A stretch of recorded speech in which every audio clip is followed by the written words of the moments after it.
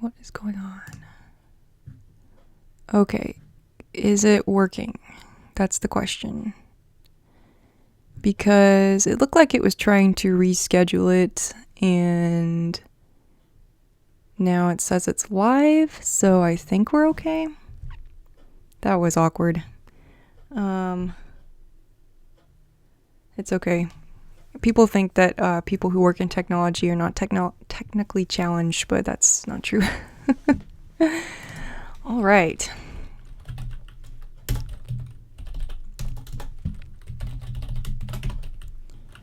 Okay, let's try that again. So we are logged in. I can sort the list to make this more relevant. I'm just going to skip over books that I've already talked about recently, and we're going to just go down and kind of pull out the ones that maybe I haven't talked about on YouTube, or maybe I haven't blogged about. There are books like that I just, for whatever reason, don't end up reviewing. So I'm going to be looking at those. Let's see. Philosophy 101 by Paul Kleinman. So this book was supposed to be like kind of an introduction to philosophy, like a sampler. But the problem with this book is that it's not chronologically ordered. So you get a lot of philosophers, but they're not in any order. It's just, you'll go from like ancient times to the 1800s, and then back to the 1700s, and then back to 1900s. And I just couldn't follow that very well. And there was some weird stuff in here too, like they barely mention Kierkegaard, which doesn't make sense to me. And just some other factually weird stuff, like calling Jesus a writer. That was weird. Let me actually zoom up, because I don't know if you guys can see too well if you're on your phones. So yeah, Philosophy 101, I would say skip it. You can just find the same information on Wikipedia. You'll see some technical books in here too, but like we'll just skip over those because not super interesting. And like I said, this is going to be a really informal live stream, so if you want to just throw in questions, ideas, whatever you're currently reading, just anything goes. I'm just going to be sharing some mini reviews to pass the time. Macbeth, I already mentioned Shakespeare in like one of my recent videos. I don't know, I didn't really have anything to say about it. I almost feel like I need to take a class or something. I didn't get it, I guess. Yeah. Moving on. Smart People Should Build Things by Andrew Yang. This is a good nonfiction book about college and not just college, but career planning and stuff. It's very, very insightful, honestly. It wasn't around when I was in college, or at least if it was, I hadn't heard of it. But it kind of is sort of trying to get people to think outside the box in terms of what would be a good job for you to pursue, what's going to contribute to the economy, those kind of things. So yeah, Macbeth 3 stars, I know. There's something wrong there. I think I need to watch a film or stage adaptation of it.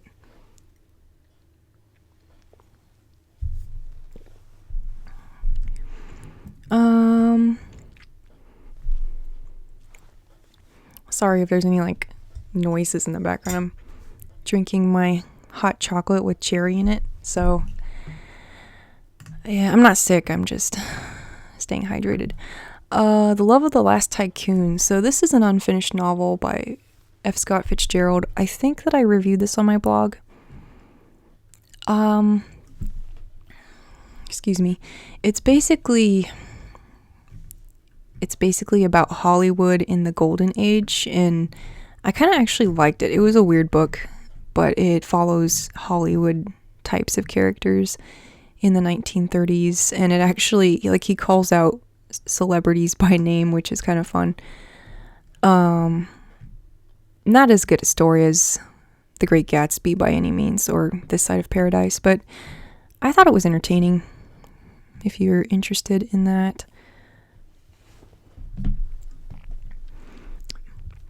Matthew says, Macbeth has a lot of philosophy in it. Yeah. I mean, I'm sure I'll read it again someday. Maybe just reading it through once, it didn't sink in very well. I think I got a little bit lost in some of the action sequences. Blaj says, I finished Rachel Cusk's outline today. Phenomenal book. We'll have some thoughts tomorrow. Yeah, I'm looking forward to that. I think that, like for me right now, I'm trying to find something new to read, honestly, because reading Silence was very emotionally draining, and I'm having trouble finding another book that's going to get me back into reading. But I started reading The Memory Police, and I'm actually really liking it.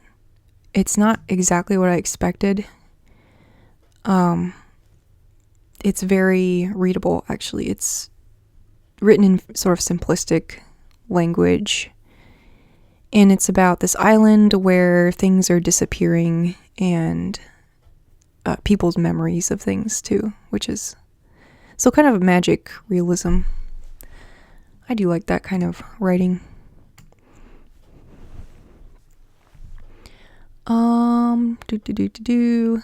The Scapegoat by Daphne du Maurier. So we actually watched a movie version of this recently. What is this about? It's about this guy who's an Englishman, and he teaches French, and he goes to France, and he meets his twin, basically. And the twin is like an evil twin, so he makes him swap places with him, and he has to try to fill the shoes of this evil twin whose life was kind of falling apart. It's a great concept. I didn't enjoy the book very much.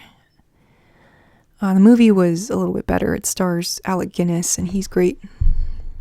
So, watch the movie. Probably don't bother with the book. The Four Loves, C.S. Lewis. I blogged about that. Dashiell Hammett, The Golden Horseshoe and Other Stories. This was a random one I picked up from the library on ebook. It's basically hard-boiled detective fiction. I only gave it 2 stars. It wasn't as good as Christie or anything like that, but it was mildly entertaining. I don't know, maybe I just don't like that genre. But I have a feeling it's just these stories. They are not very, there's not much to them.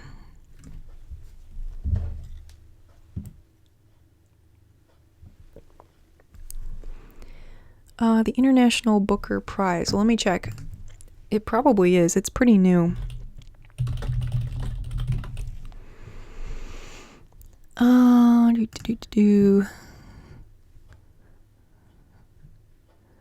Finalist for the 2019 National Book Award for Translated Literature. Yeah, so it certainly has. Oh, it's 1994. I thought that the novel itself was brand new, but actually that's just the translation. That's interesting. Yeah, I am enjoying it so far, although I haven't got very far yet.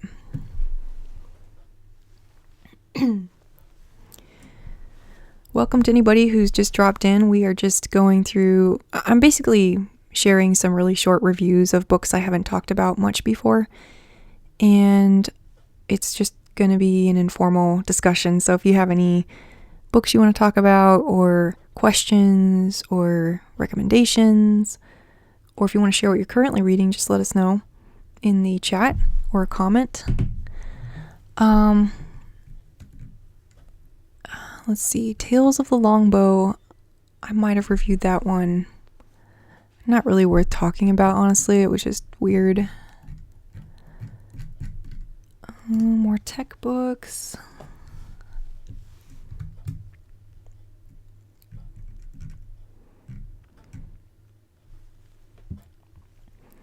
Man Alive by G.K. Chesterton.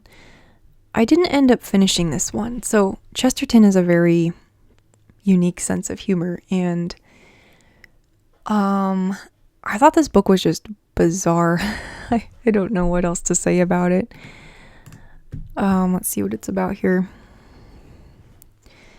Man Alive pits a group of disillusioned young people against Mr. Innocent Smith, a bubbly, high-spirited gentleman who literally falls into their midst.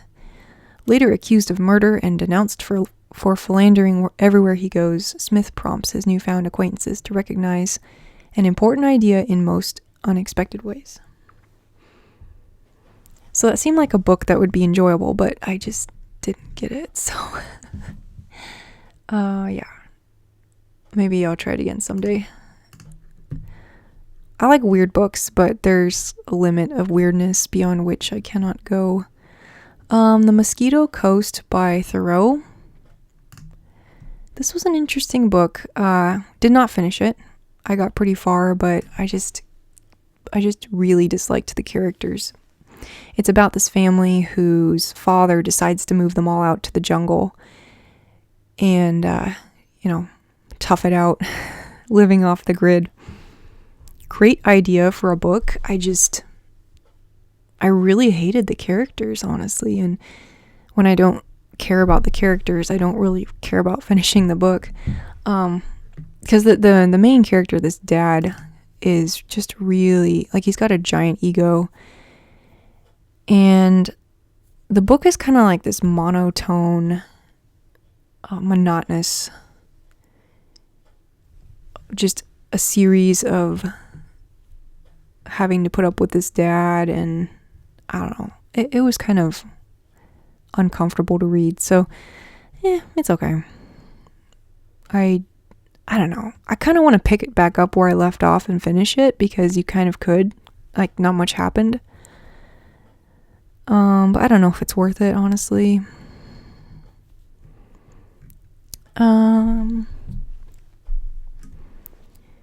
Matthew says, currently reading Crime and Punishment really slowly. Now that's a book I didn't finish either. I tried to finish it, but it was just really dark, and that was the first Dostoevsky I tried to read. I will definitely read it again at some point, because I want to read all of Dostoevsky eventually. But yeah, it's not light reading. The Diary of a Nobody by George Grossmith. This is a humorous story set in the Victorian era, the late Victorian era. Just a lighthearted book, and it actually taught me a lot about what it was like to live back then. And I think it's a good one if you're just looking for something not too heavy. Jungle Book, did a podcast on that. 84 Charing Cross Road. This is a great little book, and it's very, very short.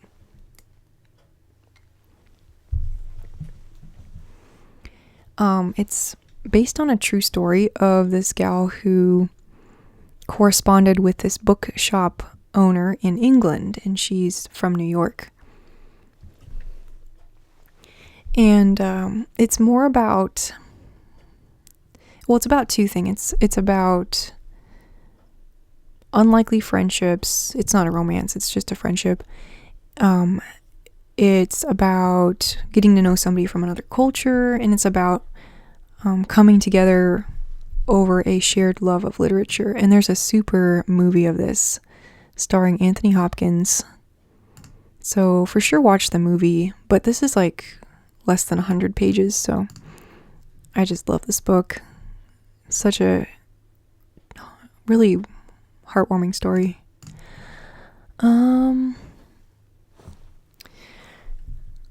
Let's see. Dear Mrs. Bird by A.J. Pierce. I don't often read modern stuff. This is a book about a gal who works for, let's see.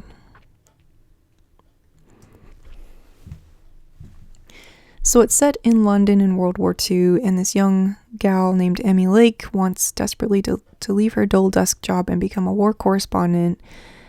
Opportunities are scarce, so when she spies a job opening at this magazine, she takes it, no questions asked. So it turns out to be a different type of job than she wanted. And I guess it's kind of it reminded me of Downton Abbey, the TV series. Just mostly lighthearted, but has some serious moments as well. And I read it because one of my blogger friends highly recommended it, and I thought it was good. It was definitely not disappointing. So there's some contemporary recommendations. I think I did a podcast on this.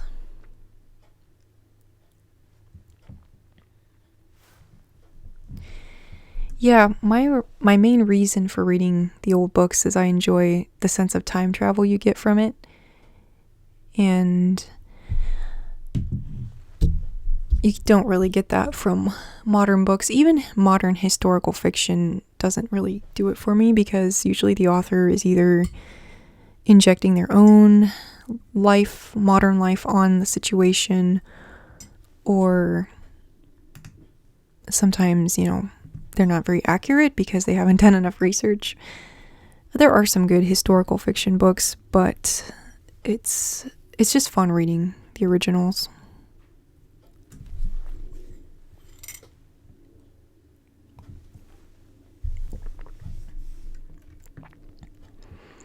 Here's a one that sorry. Here's a book that I don't think I talked about at all. And it was so this was one that my mom actually read and recommended to me. It's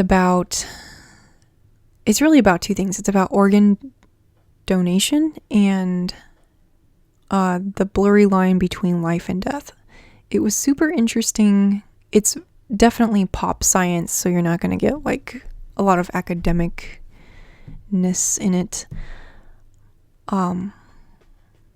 But it kind of opened up that topic for me, and I learned some stuff I did not know about organ donation and what it is like to die. Like, what does that mean from a legal perspective, from a spiritual perspective? Yeah, I think this is actually kind of an underrated book. I mean, I haven't heard anyone else mention it. And if you can get around the sort of light tone of the author, you learn a lot. So, not exactly light reading though. I find myself saying that a lot. Picnic at Hanging Rock. I've mentioned that one before, but it's a good mystery. Fairly recent. I think this was written in the 1960s.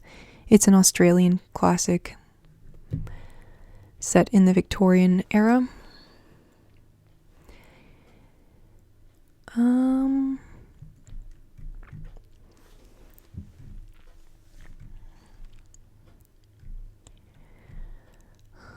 Please Look After Mom.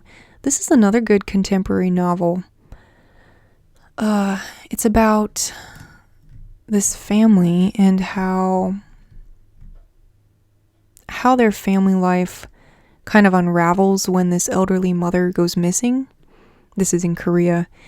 And it's not just about that. It's kind of like each character goes back and looks over their life and remembers what their relationship was with their mother. The good and the bad and all that stuff, the cultural elements. I was really touched by this book. I thought it was surprisingly good, and I'd probably get a copy at some point and read it again.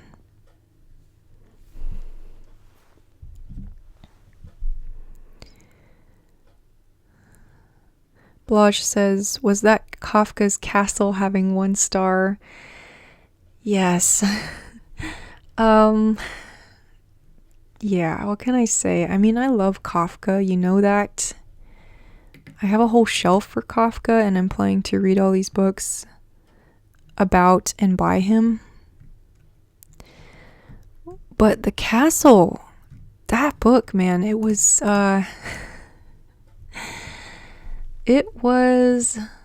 crazy. I mean, Like, it was the most miserable reading experience I have ever had, and I'm not even kidding. Like, if it wasn't Kafka, I would have stopped because I just couldn't take it.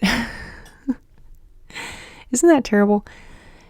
I really, no, honestly, I was expecting to love this book. I love the concept of this man going to this village, and it's like there's this castle overshadowing the village, and he's supposed to be working for the castle, but the work never starts. It's a great concept. I don't know. I just couldn't take it. It was like a really bad dream and not in a good way. So, yeah. I wish I liked it, but I will never read The Castle again. Oh dear.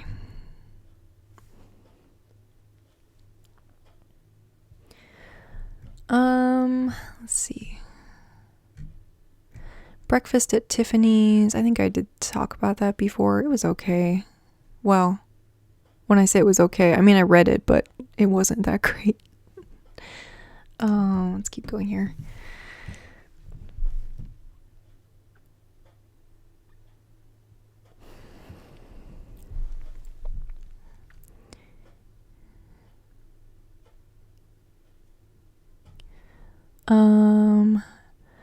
Ayn Rand only read Anthem. I know she's written some really long novels, but I really didn't like Anthem, so I'm not sure if I'm going to read her other stuff. I don't really like her philosophy, although I do respect the idea behind it, the concept, I guess, although honestly it's just I can't relate to it for the most part, so yeah. She's kind of a controversial author.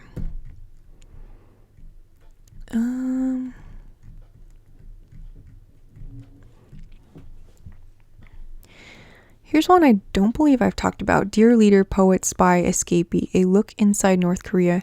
So there was a point I was reading some books on North Korea, and this was one of the best ones, actually. This is a memoir by someone who worked for the government, and this isn't a very well-written review, honestly. I can't figure out where it starts. Oh, here we go. This guy held a revered position in the government and was aware of events and policies that were hidden from ordinary North Koreans. It's a riveting book. I do have a North Korea shelf if you're interested. I don't know. Actually, I really haven't read a lot on here. The Accusation was really good. Not Forgotten was really good. So yeah, these have all been very worthwhile to read.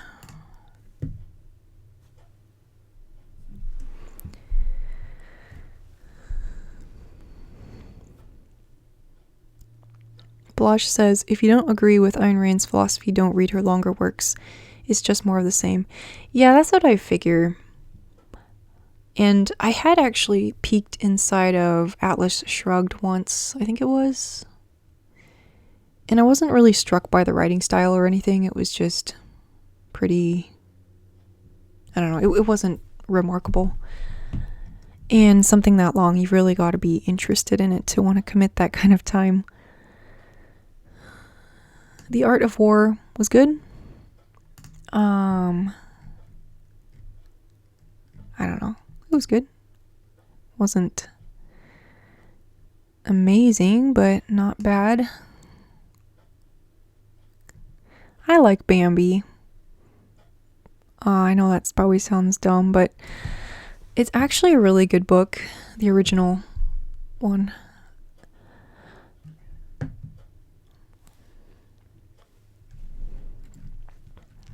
The Wizard of Oz is good. I think I talked about that last time.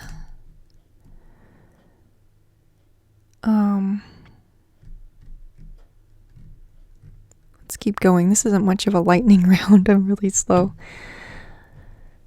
The Paper Door and Other Stories. I think I also reviewed that on the blog.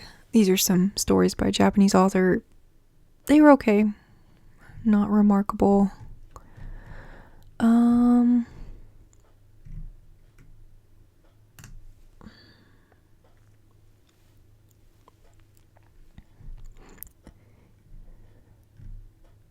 if I'm going too slow or too fast, just let me know.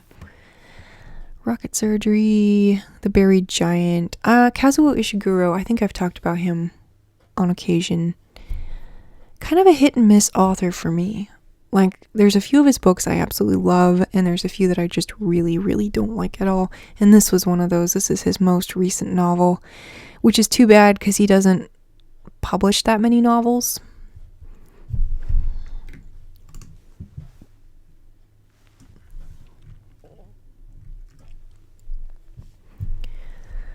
Never Let Me Go. This was one I tried to read, did not finish. I will read it someday. I have decided I'm going to plow through it. Remains of the Day is excellent. Buried Giant did not like. When We Were Orphans, terrible book, to be honest. An Artist of the Floating World, superb. A Pale View of Hills was great. Nocturnes was So, yeah. Interesting author that has a range of, I would say, quality in his work. Have you read The Buried Giant? So the concept is, it's about this old couple that sets off a troubled land of mist and rain in the hope of finding a son they have not seen in years. Great concept. I love books about older characters because it's, typically just young characters. But I didn't like the writing. I didn't like the story. Yeah, I don't know. Have you tried reading anything by Kenzaburo Oe? I have not. Let me look him up. Him or her.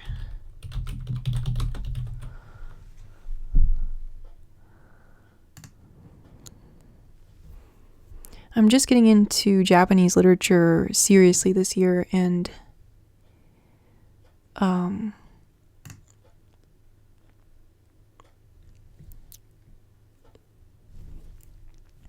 sorry, I'm reading.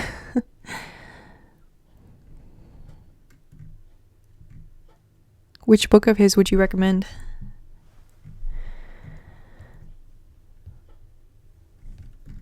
Speaking of recommendations, I'll never forget when I was in college. Used to go to the college library a lot. And there was a librarian there, and student librarian, and he recommended to me, what was it called?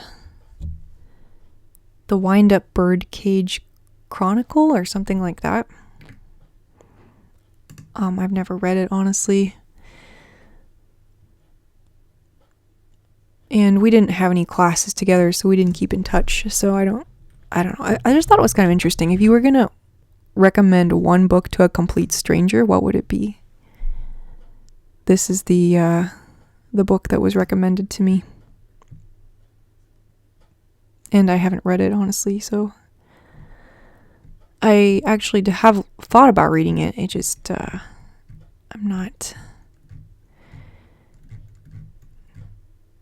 not sure if I would like it. That's the risk of recommending a book to a stranger. Death by Water, 100%. Death by Water. I like the title and the cover. That is a really nice cover.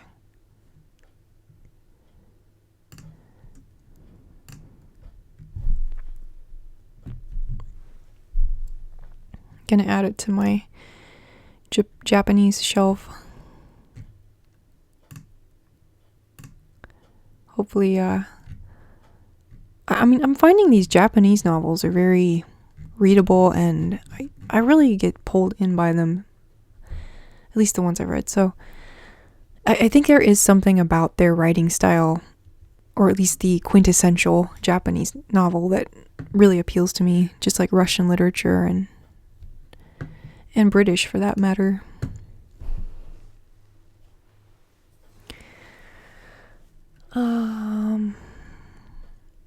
Through a Green Lens, 50 Years of Writing for Nature by Robert Michael Pyle. This guy writes essays about nature and the environment. I was expecting something more anecdotal and less academic. And yeah, that was my problem with this. I wanted to like it so very much, but it just was like a bunch of sermons on the environment and nature, and I just wasn't in the mood for it, so didn't end up finishing that one. E.T.A. Hoffman's short stories. These are great. The Golden Pot is quite interesting. The Sandman is really good. My Cousin's Corner Window was really, really good. Another author who writes in that surrealist fantasy style.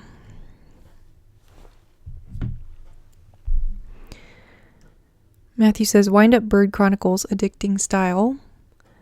And Blosh says, Haruki Murakami is not sitting with me at all. Yeah, I bet it's one of those things that's just, you either love it or you hate it. 600 pages. You better like it if you're gonna commit to that, right?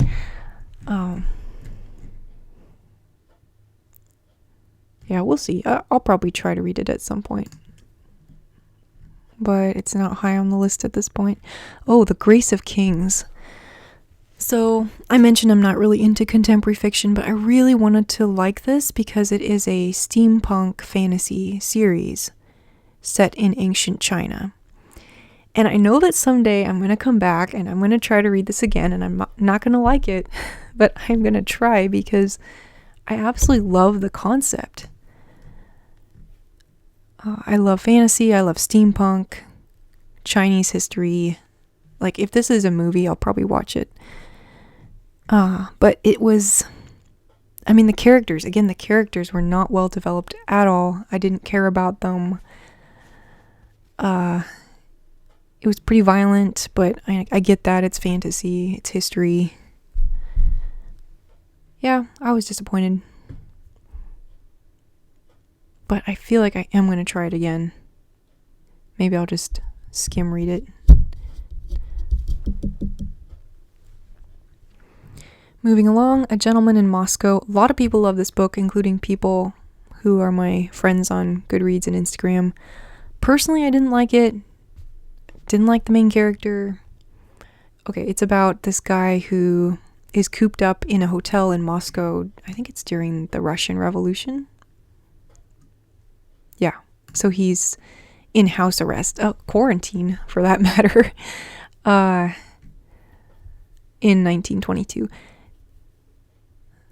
Yeah, I didn't care for this book, but others did, so might want to give it a try.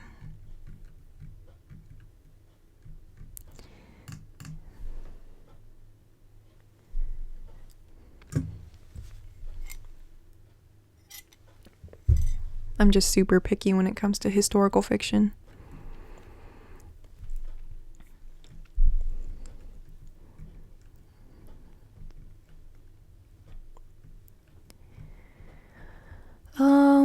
Lean In, Women, Work, and the Will to Lead by Sheryl Sandberg. This was a book that my boss and one of my coworkers were reading. We were trying to do like a little book club. This was at my previous job. I didn't write a review. That's too bad. It was okay. I guess when I say okay, I mean it really wasn't okay. I don't know. Like what I want to be judicious here. I don't want to say it was terrible, but it wasn't great. I didn't really feel like she was relatable. I don't feel like she addressed like a range of scenarios. I think she was kind of talking to someone in her shoes. I don't know. It was not very relatable. The menu was Thursday. Sweet cover for Dorian Gray. Now I've missed it. I gotta go back.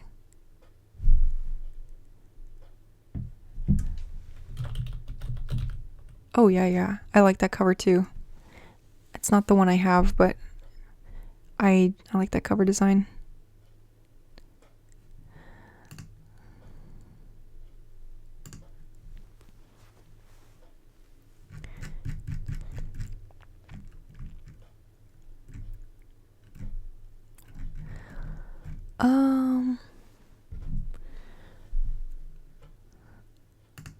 Blaj says, this quarantine really got to my head. Outline had descriptions of busy streets in Athens, and that just, yeah, okay.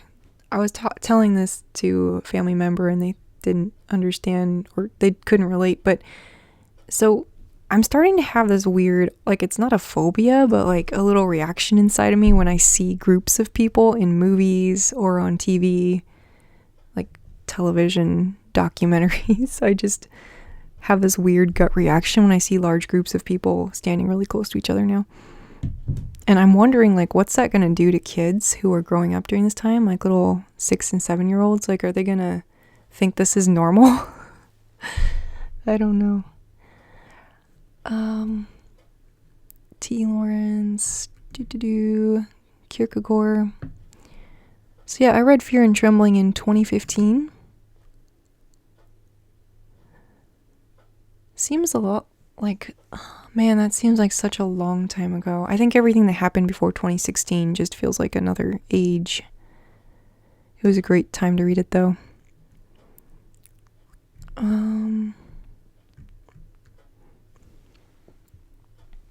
In general, this time was such a good time for books. Some of the best books I've read in recent years, all in a row. It's cool. The dreaded database book. Operating systems. This one has the cute raccoon cover. I actually still have this book. I don't know why. Got little raccoons on the computer. Maybe that's why I still have it. Cryptography, Theory, and Practice. This was another book that was kind of like, you open it and it's like it's kind of like looking at hieroglyphics, literally. And I still have this book. Computers.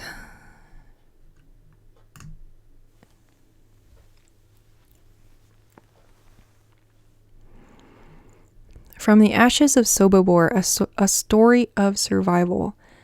Oh, I should have written a review of this one. This is another Holocaust memoir, but this one is about a group of people that broke out of a concentration camp and escaped, I believe.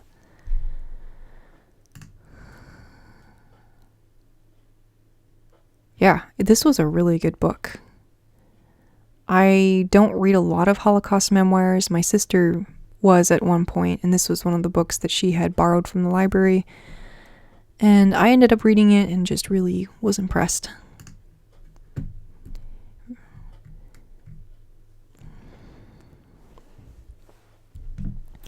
Frederick asks, what do you think of The Great Gatsby? So I read The Great Gatsby like a year or two after the movie came out. I'm just like slow, I guess. And I gave it 3 stars. I thought the message was really good. The writing was, I mean, apart from the datedness of it, which honestly I think it should get more criticism for that. But the writing style was really good.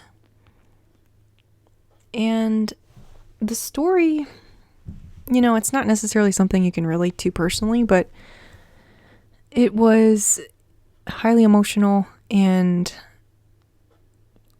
I just think it's a good portrait of a segment of society during that time and the mistakes that you can fall into if you idolize yourself.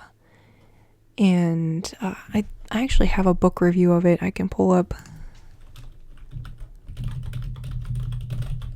in case I'm forgetting anything that I thought about.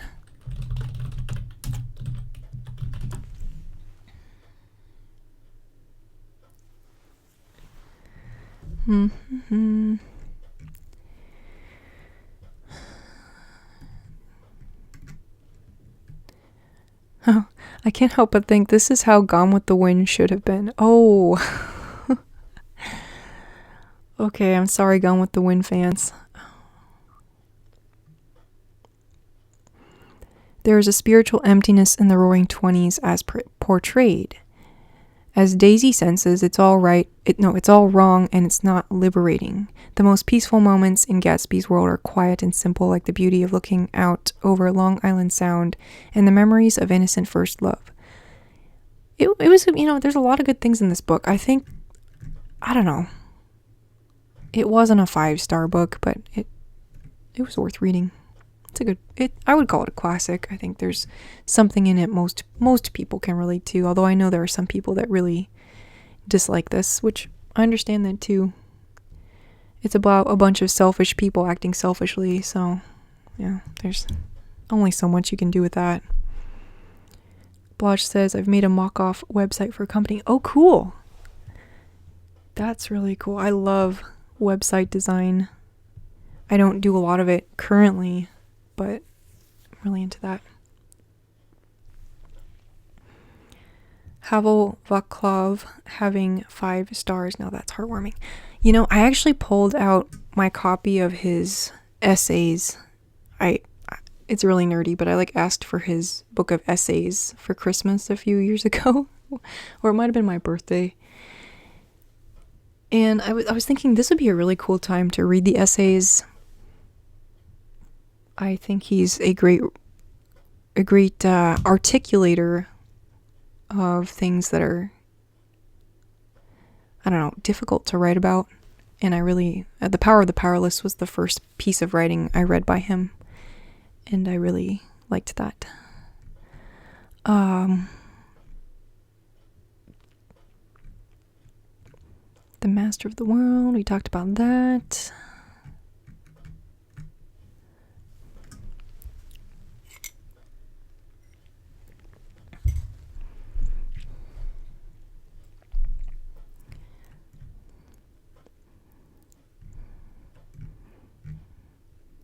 So I'm thinking, I was going to end here at 6. Do you guys want to hang out longer than that or stop at 6? 6 Pacific time. The Fall of Arthur by J.R.R. Tolkien. Wish I'd written a review of that. But this is a very good poem about King Arthur. Just beautiful writing. I do want to get a copy of this someday.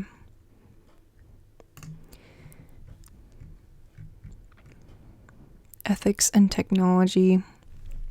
I'll never forget this class. It was one of the most crowded computer science classes I've ever been in. And I thought it was going to be a really easy class because we were writing essays and things, but I don't think, for some reason I wasn't really, checking all the boxes for the professor. I thought I was. But I didn't end up getting as high a grade in that as I wanted to, so kind of a bittersweet memory. Yeah, I had this phase where I was reading about political science and things, so I read this Strategic Vision, America and the Crisis of Global Power. Yeah. Oh no, I didn't finish that one. Well, I read another book by him all the way through, I think. Here it is, America and the World, Conversations on the Future of American Foreign Policy. Yeah. Informative, but a little alarming.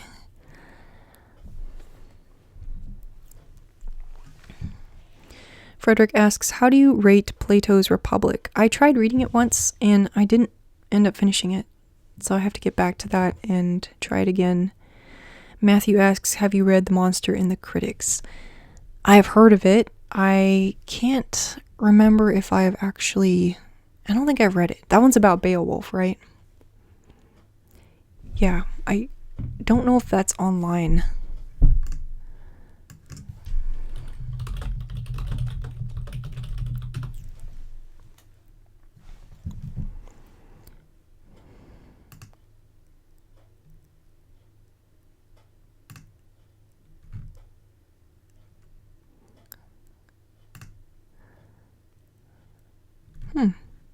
internetarchive.org.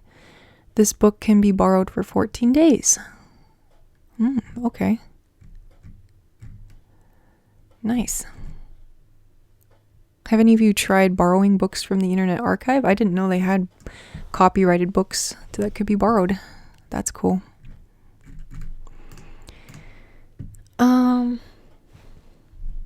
So I never left Plato's cave. That's probably true in more ways than one. After the Revolution, Profiles of Early American Culture. This was one that I had to read in college for my early American arts class. That was one of the best classes I have ever taken. Our professor kind of dressed like an old-time cowboy, and at one point, well, there were two cool things. We had one midterm where he had us, like, we could write our essay as if we were living in the 1800s or 1700s. So I obviously went that direction, and I wrote a really hammy essay about Webster's Dictionary.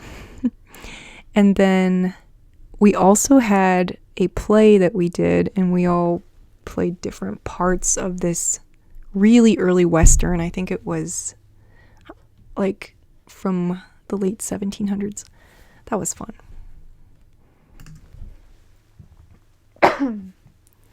Excuse me. Yeah. So I actually didn't care for this book greatly, but it brings back good memories.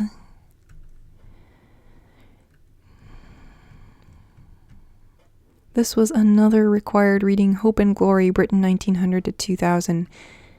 This was like the most boring history book I've read. So yeah, I wouldn't recommend that. A History of Modern Europe. This was another one that was required reading. Pictures, maps, and charts. The author clearly has opinions, but it's not bad for a textbook. Yeah, this was an interesting class. We had a German professor who had very leftist views, and then we had another, like, you know that one student that's like super outspoken? That student was very conservative, so there were some fun conversations to be had. And I also remember there was this one student that was writing a paper about Napoleon, and I can't remember the rest. It was a very entertaining class.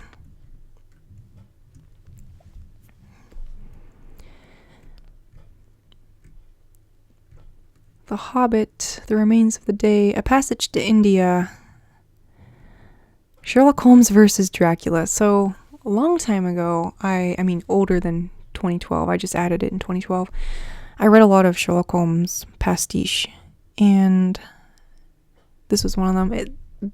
I really don't think there's that very much good Sherlock Holmes spin-offs. It's very difficult to write a good spin-off because people tend to go into these weird extremes with Sherlock Holmes. Like he's too chipper and happy and happy-go-lucky, or he's too moody and depressed and emo. Emo, you know what I mean. Not the bird. Yeah. Oh dear. The Legend of Sleepy Hollow. So this is why I don't really do like I like to edit my videos, because I will say weird things like that, and I like to go back and take that out. Kafka's Selected Shorter Writings, The Communist Manifesto, Utopia,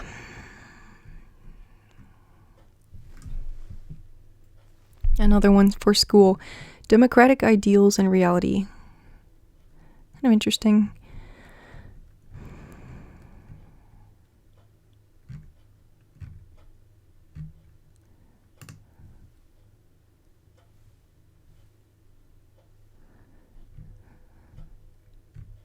Okay, now we're getting into like kids' books and stuff. When I first joined Goodreads, I just like put all the books I could think of, which like some of them are just kids' books, but that's okay. I mean, helps you remember.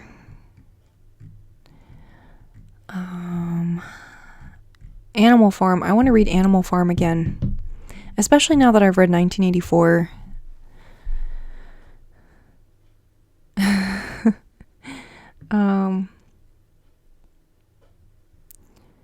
When the World Screamed, Professor Challenger. So if you haven't heard of the Professor Challenger series, this is by Doyle, who wrote Sherlock Holmes. He wrote the science fiction series about this crazy professor and all these weird things that happen with him and his experiments and stuff. I think they're entertaining, at least the first 3 books. The 4th book is really weird because it goes into like spirituality and ghosts and things. Yeah, what can I say? But the first 3 books are good. I guess, is this book 3 or book 4? I thought this was book 3. Let me have a look here. So The Lost World is the first one, and it's about this place in South America that still has dinosaurs and stuff. The Poison Belt, and I don't know why this starts saying this is 3. Maybe it is. Interesting. Okay, I'm not really sure the order of things here. This is the one I would skip, The Land of Mist. That one's just strange. So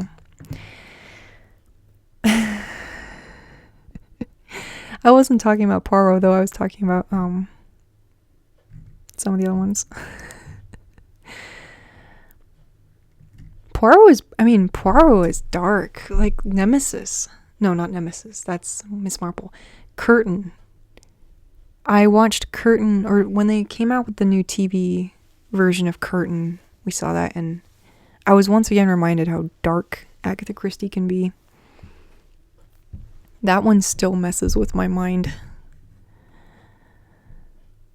Phantom of the Opera. I do want to read this again. I'm familiar with the musical. Didn't like the book that much, but there's probably, I don't know, I think I might like it better the second time.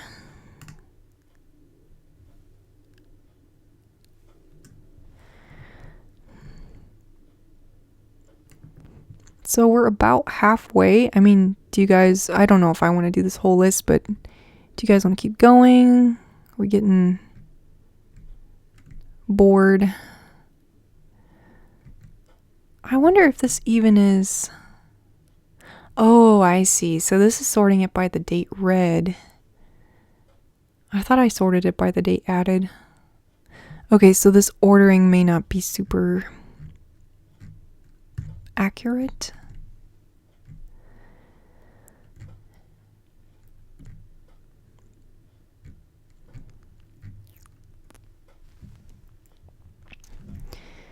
Dragonwyck, that was an entertaining one.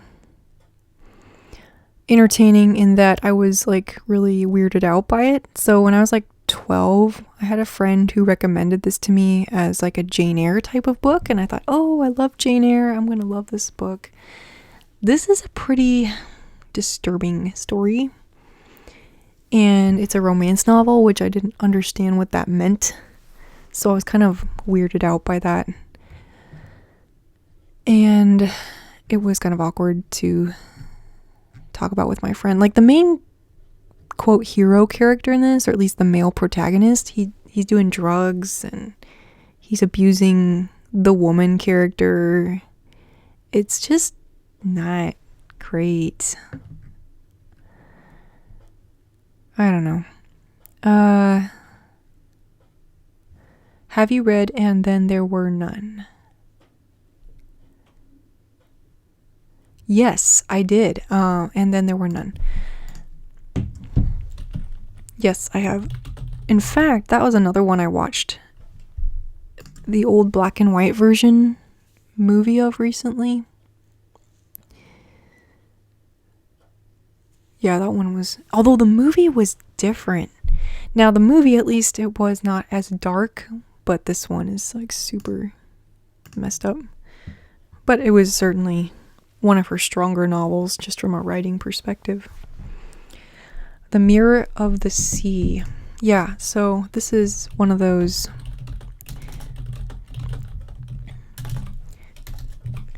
One of those memoirs by Joseph Conrad.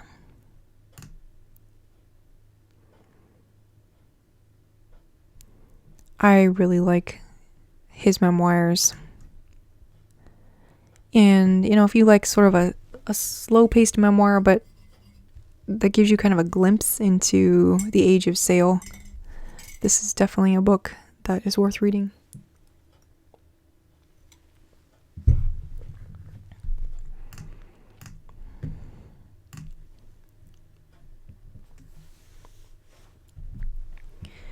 Blage says, Phantom of the Opera is what I used to recommend people who wanted to get into classics. Now it's almost always Voltaire's Candide. You know, I tried to read that once. The story of my life. No, seriously, I did try to read it once. I don't think I was ready to read it. I just couldn't get into it for some reason.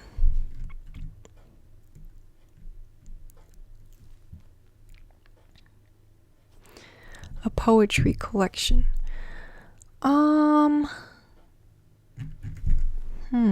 Let me go back a couple pages and just check.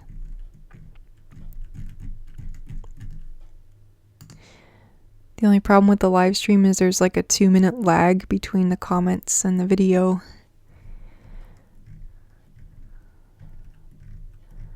Which is too bad.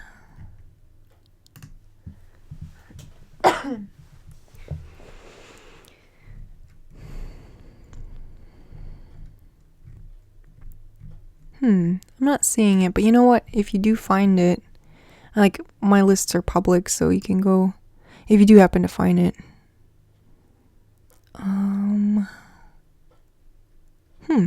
Oh, maybe this one, The Great Enigma by Thomas Transtromer. I don't know if I'm saying that right. So I had the idea of reading this Nobel Prize winning collection of poetry. When was this?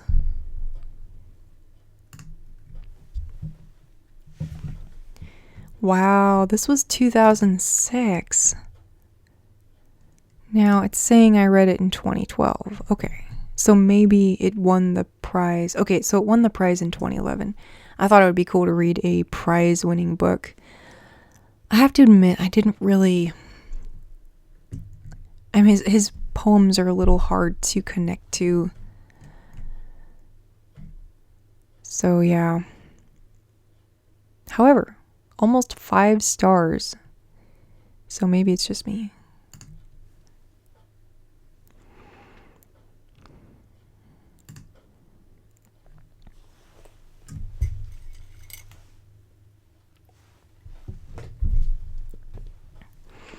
I was going to ask if anyone had any fun plans for the weekend, but I assume the answer is no, since we're not going anywhere. I think we have a few meetups scheduled, though, which should be fun. I kind of want to start, so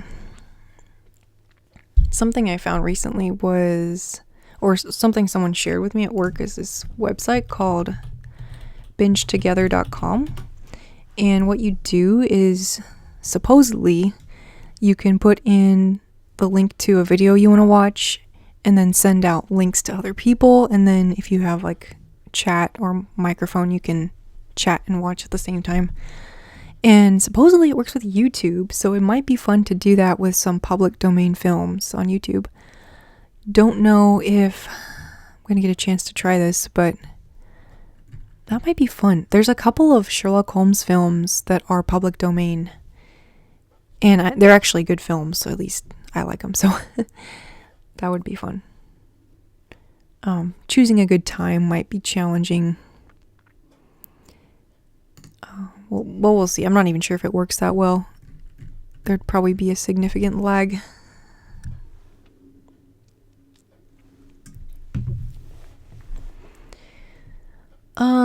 So now we're going way back.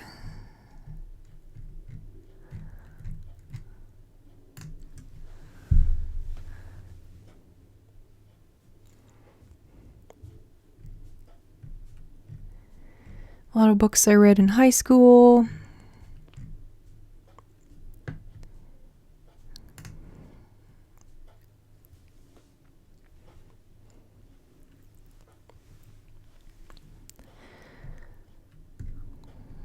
lots of Agatha Christie.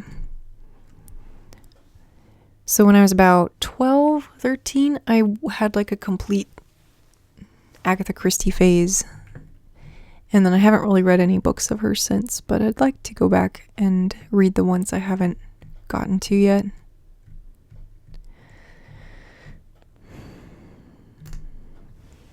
Sorry, I don't have a lot of interesting things to say about these.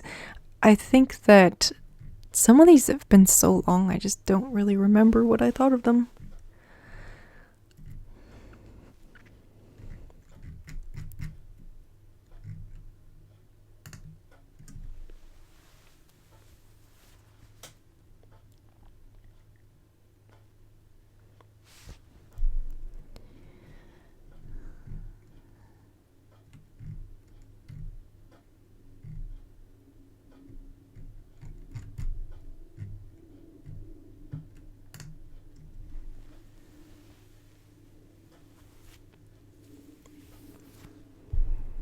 Here's Dickens. Again, read it a long time ago. I mean, there's pros and cons to reading something at a young age. The good thing about reading something at a young age is you do tend to remember it. At least I do. And also it kind of forms your first opinions of literature. So I think the first pieces of classic literature I really read were Great Expectations and Oliver Twist. And so that kind of sets your expectations for other books going forward, for better or worse.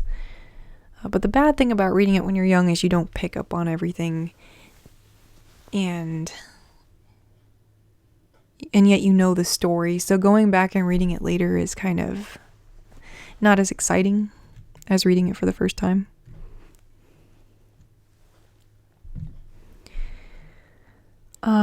Let's see.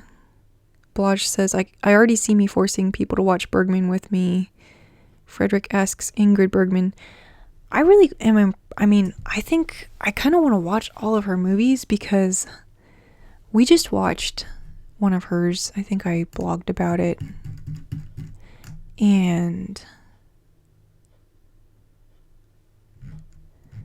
yeah, we watched Gaslight, which is where that phrase comes from, or that term.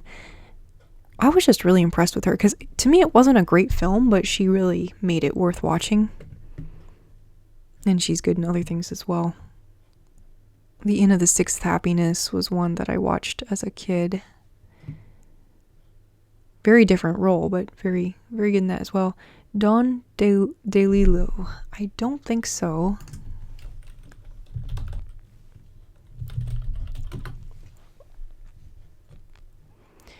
No, I don't believe I've read anything by him.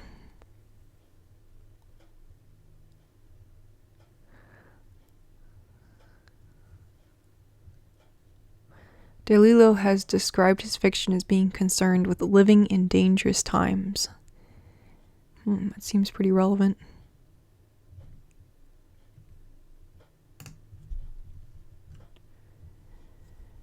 You know, White Noise, that does sound familiar. I mean, the title does, but I haven't read it. What would you recommend by him? Ingmar Bergman.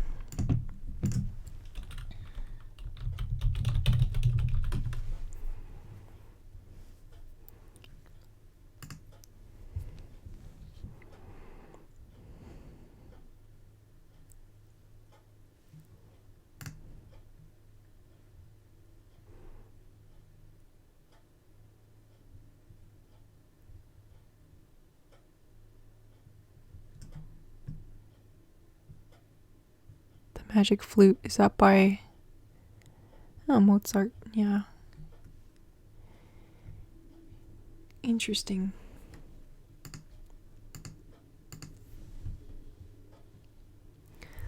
Underworld.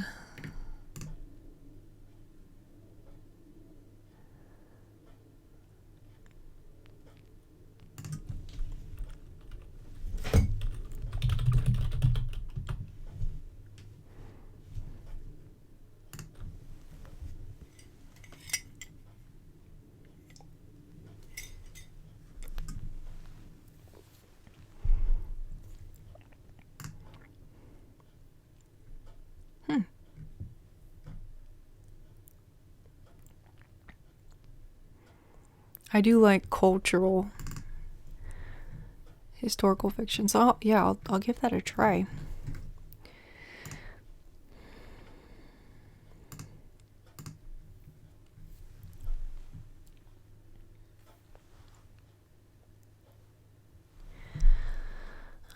Let's see here.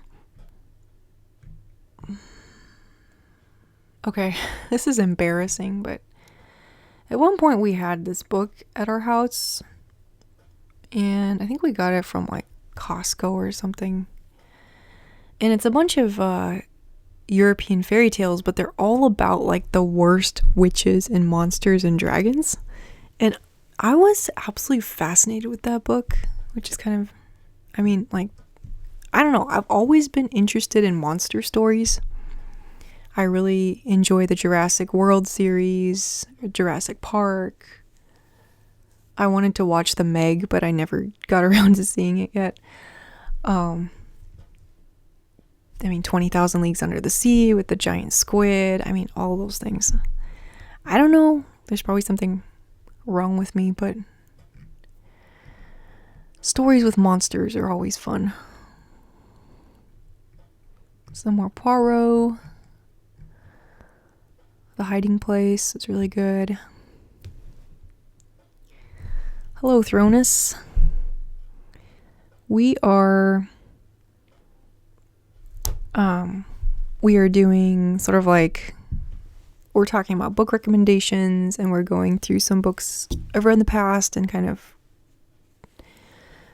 giving mini reviews of those as we go. But this is super informal, so feel free to drop recommendations, ask questions, any of that.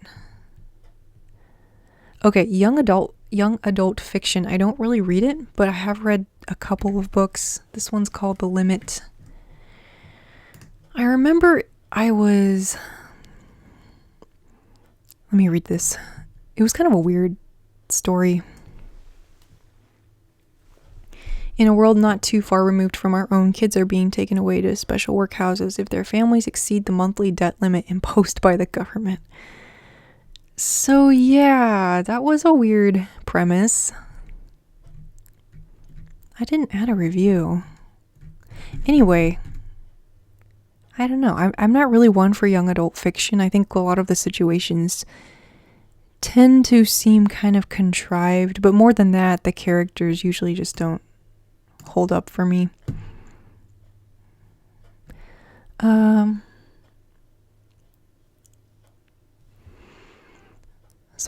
So something about Goodreads is sometimes it puts two versions of the same book. Like we just saw The Hiding Place a minute ago. And this is a completely different edition. It's not supposed to do that. Oh well. I'll fix that later.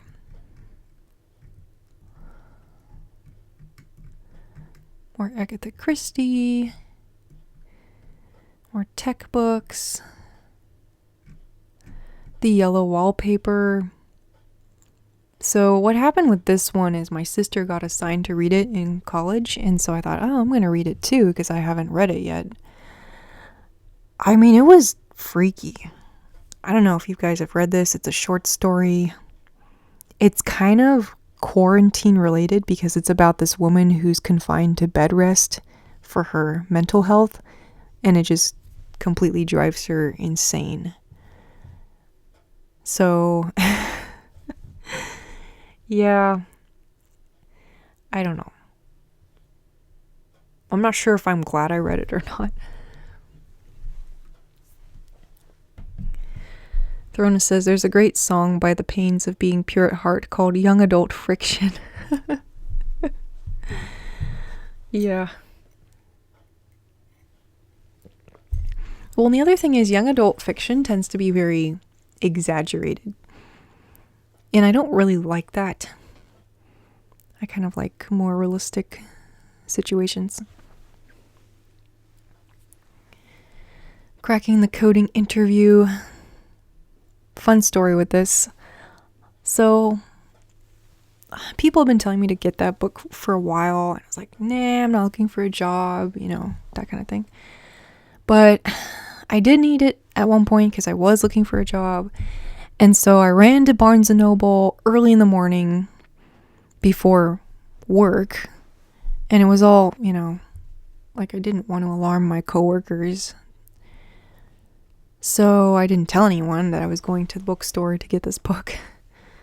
So I got there right when Barnes & Noble opened, and I ran through the door, and I had already reserved it online because I was really panicked whether I could pick it up, check it out, and get back to work before work started. And so they, I don't know what happened, but they didn't have my reserve available, but I did end up finding it just fine. And the lady there at the cashier's desk, she was just so very encouraging. Like, I told her I was about to go for an interview, and she just, like, it's amazing what encouragement complete strangers can give you when you need it the most. So yeah, I don't love this book, but I look fondly on that memory. It's not a bad book, honestly. It's good. It just didn't end up being that helpful.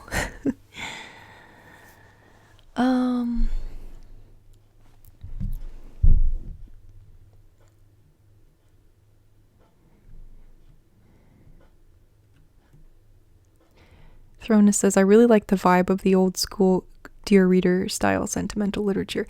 Yeah, me too. And like the boys' own adventure stories. I suppose those were the original young adult fiction. But that's okay.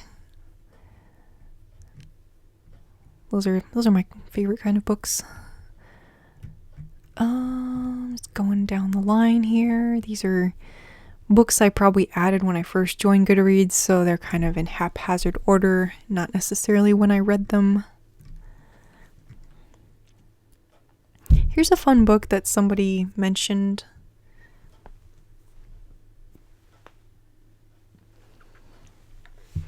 Jane the Fox and Me, a thoughtful graphic novel,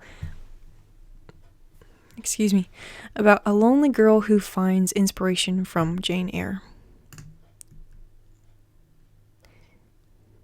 This was a sweet little book, would be great for kids.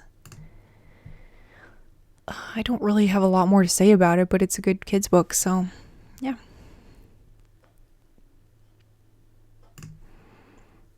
Okay, speaking of kids, I have been hearkening back to Wishbone. Have any of you grown up with Wishbone? I'm really dating myself here. It was a PBS show back in the 90s with this little dog who dressed up as the characters in classic literature. And what would happen is, in real life, his owner would have these problems, like real life problems, and then Wishbone would remember books that, like, reminded him of what his owner was going through. And then he'd reenact the story in costume. It's cute. I absolutely loved this show, and I need to go back and like watch it because I think it's on YouTube.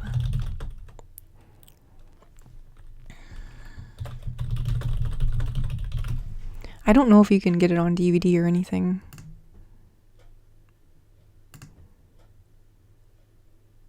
Yeah. I don't know if I can play it. I might get copyright struck or something. This is the cute little intro with music.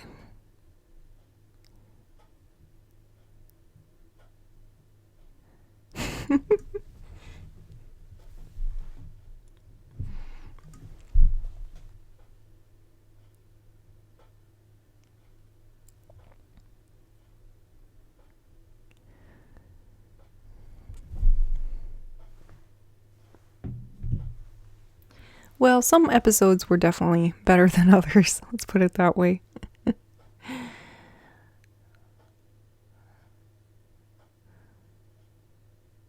Oh man, I could spend a whole hour going over old PBS shows.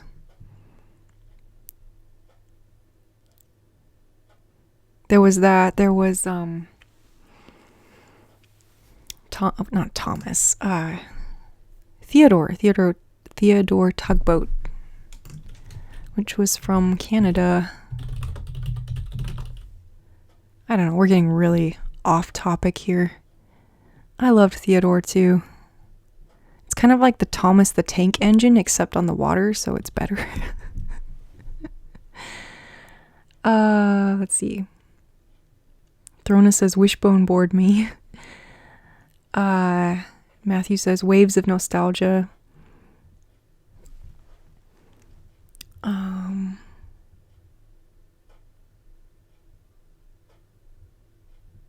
Frederick says, how many dogs did they have to play Wishbone? I think there were at least 2, actually.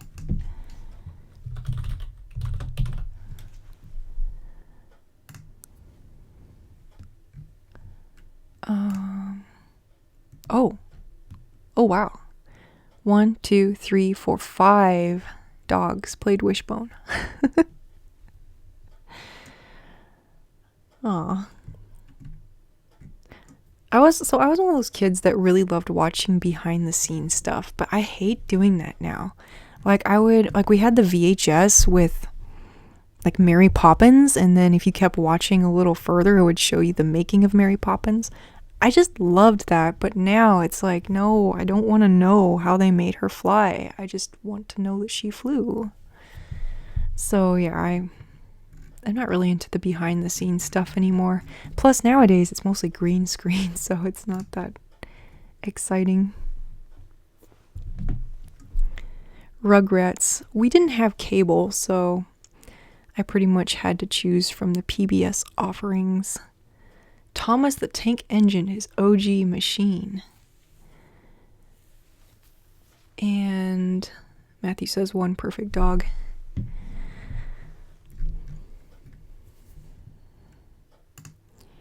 Yeah, I miss those old shows.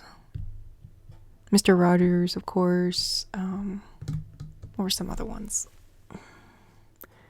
Oh, Magic School Bus. I mean, yeah, that was... Now, I've heard they've brought this back and, like, redone parts of it, but I just don't see how that could be the same. Oh, that's not a very good picture.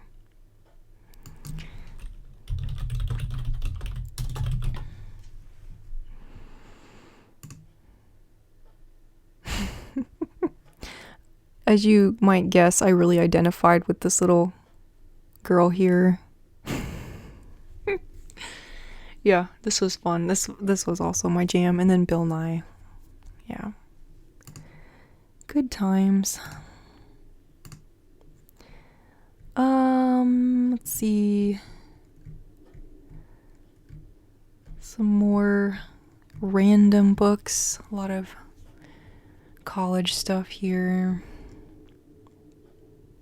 Go Set a Watchman. I mean, this was very controversial, not just the story itself, which was, but, you know, the publication of it and everything. I thought it was pretty gut-wrenching. I didn't feel like it should have been published. It seemed more like a first draft than a sequel or a prequel.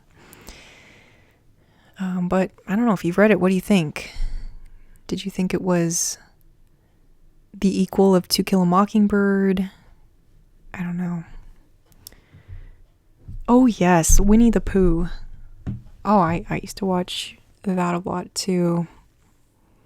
The Winnie the Pooh Christmas. I mean, they always played that. Yes. Man, it doesn't get more classic than this if we're going to consider classics. Yeah. That's the one.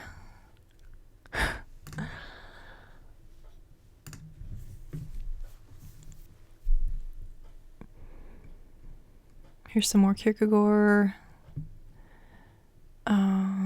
The Night Trilogy. I've only read the first one, but I do want to watch the other ones as well. Or watch. Read, not watch.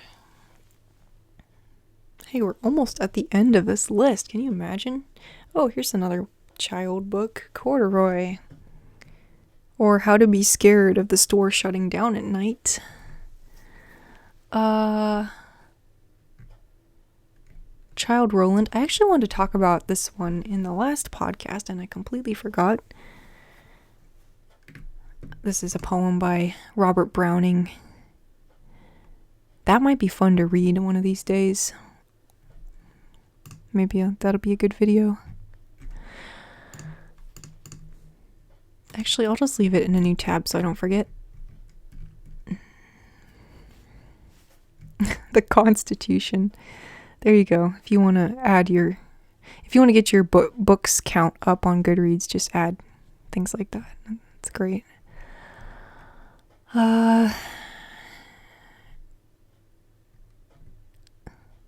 PHP and MySQL web development.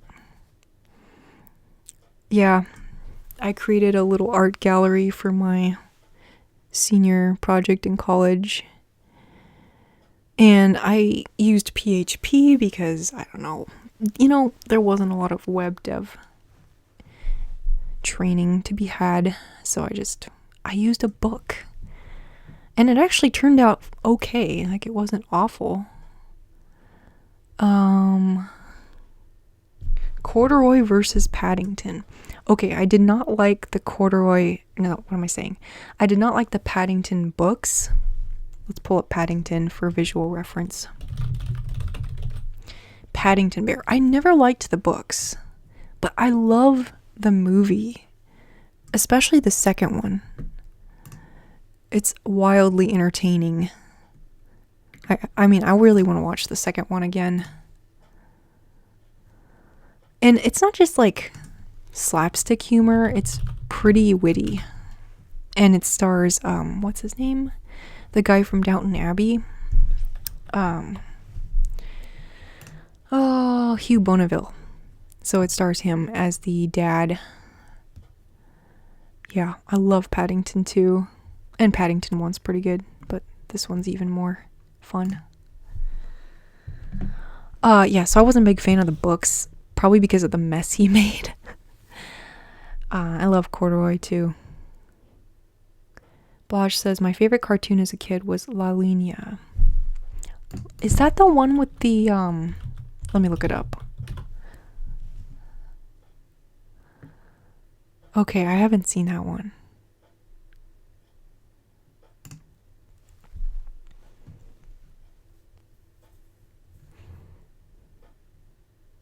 Oh, that sounds pretty fun.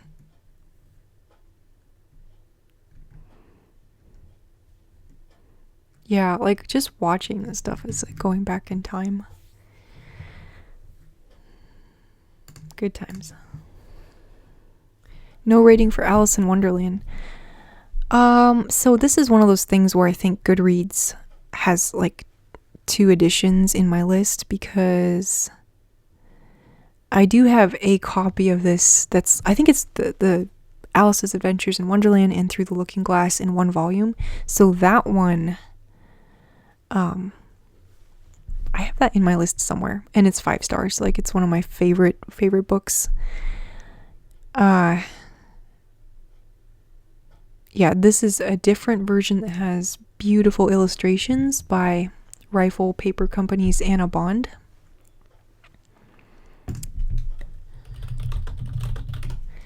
And I like to follow them on Instagram because they do these beautiful illustrations. And so the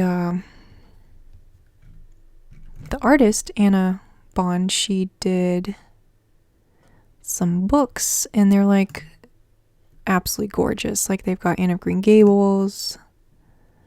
I don't know if they want me to be looking at this on the video, but anyway, check it out. Cute stuff.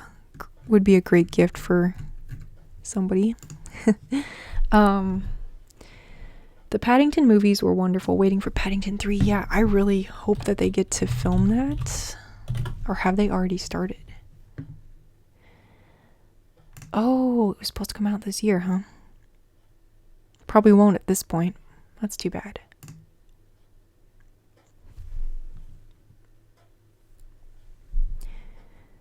Well, if it's as good as the second one, I can't wait to see it.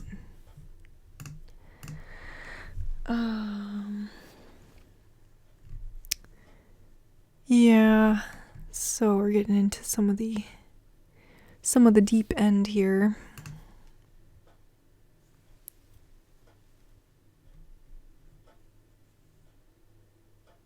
Well, that's funny. I don't think I've read this one, but maybe I accidentally put it in here. I probably meant to put it on to read.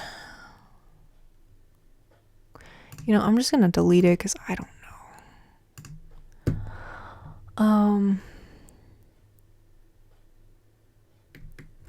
The Raven and Other Poems. Code Complete. Little House series. I like the Little House series. I grew up with it. Anne of Green Gables. I read the whole series at one point. Didn't actually like it that much. Mutiny on the Bounty trilogy. I am way overdue to reread this one.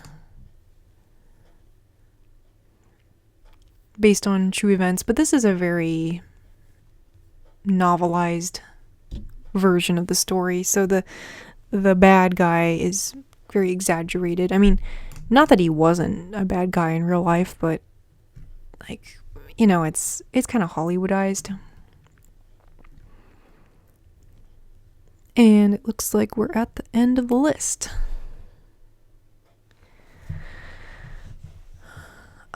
Yeah, so that was really fun. I was reminded of books I've completely forgotten about. I really should do a live stream where I look at my to-read list and maybe weed it down a bit. I've got way too many books I want to read. And mathematically, I'll never be able to get to all of them, so I should try to pare that down a bit. But anyway, yeah, so any last thoughts, questions, suggestions, commiserations?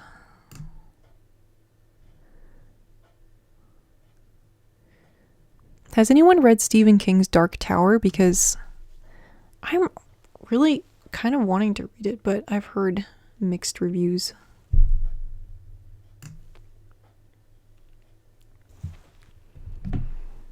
Matthew says, really enjoyed Red Fern Grows.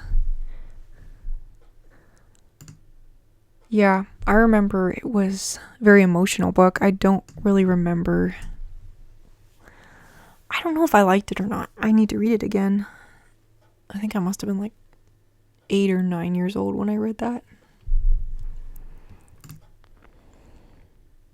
I've never had any pets, really. I mean, like, I've had outdoor rabbits and stuff, but I've never had a dog or a cat, so I wonder if that is like something that helps when you're reading a book like that.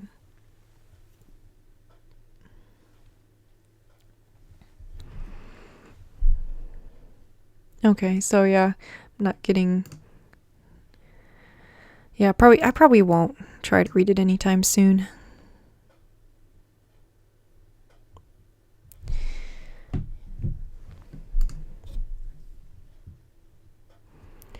Old Yeller, I haven't read that one. I watched the film a long time ago. It's a good movie. How do you feel about these genres? I know there's like the dog stories, the horse stories are really popular, I should say. I didn't see it as we were scrolling through, but I know I read The Black Stallion and some of those books. When I was like 8, 9 years old, I had a desk in the storage room and I had like a little pretend kerosene lamp. It was electric, but it looked like a kerosene lamp. And I would sit in the dark with my kerosene lamp and I would read The Black Stallion. That was fun. I wish I could go back to that.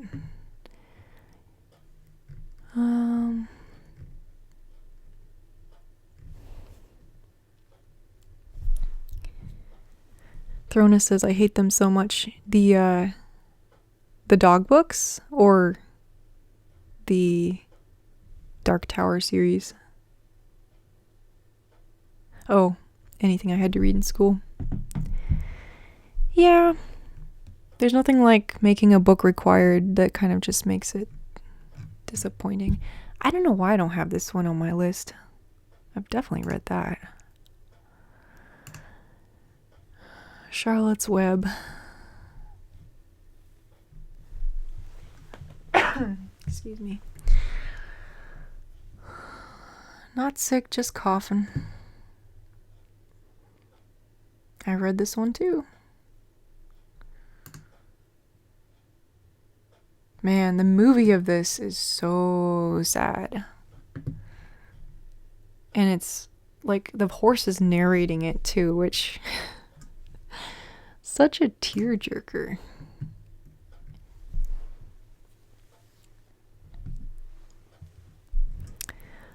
Matthew says I had pets, a dog, so I get into the animal friendship narratives.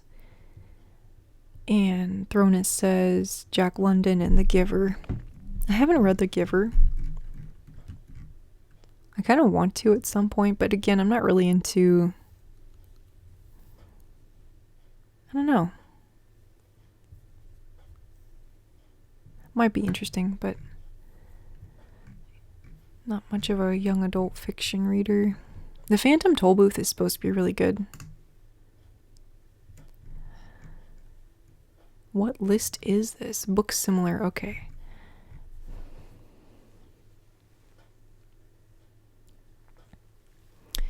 I really did enjoy the Black Stallion books, and I'm trying to think what other types of stories like that. I'm sure there were others.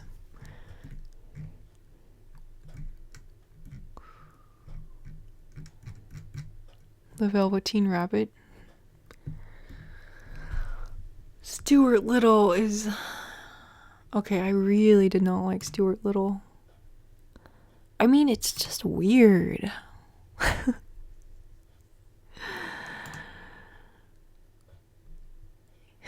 I think I'd probably get a kick out of it now as an adult, but as a kid, I don't want to read about a girl dating a mouse. Like, that's kind of creepy.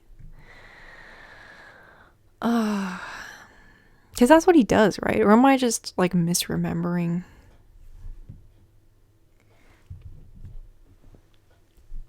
Perlu the Bold. I haven't heard of that one.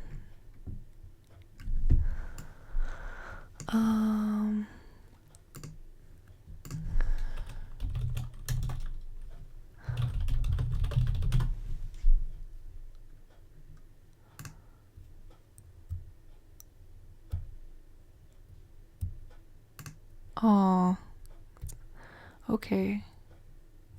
About rabbits. So I do want to read, I think I've said this before, Watership Down, which is also about rabbits. And then, yeah, I mean,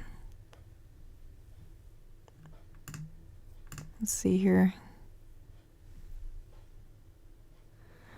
Well, I don't know. I mean, I thought they did. There was something weird like that in Stuart Little.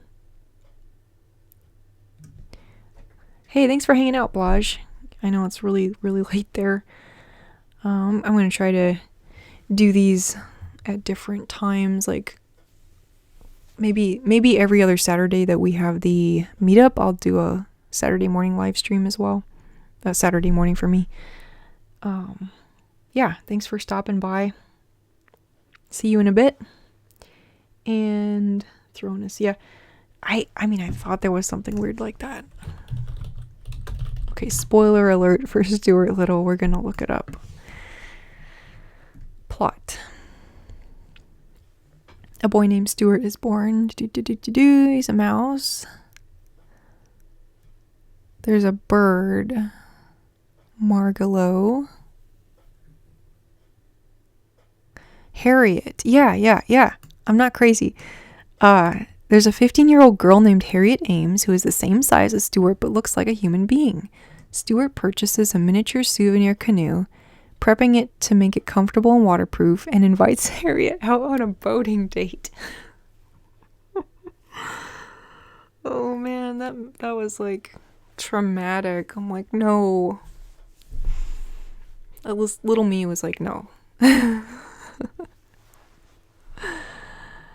I think it's probably, if I was reading it now, I think, oh, that's cute. But yeah, no. Okay, well, I probably should wrap it up here. Yeah, Watership Down would be a great book club. Oh, there's kind of that dystopian element in it too, I think. So let's follow up on that later. And yeah, this was super fun. Thanks for hanging out as long as we did, and I hope you guys have a great weekend and stay safe.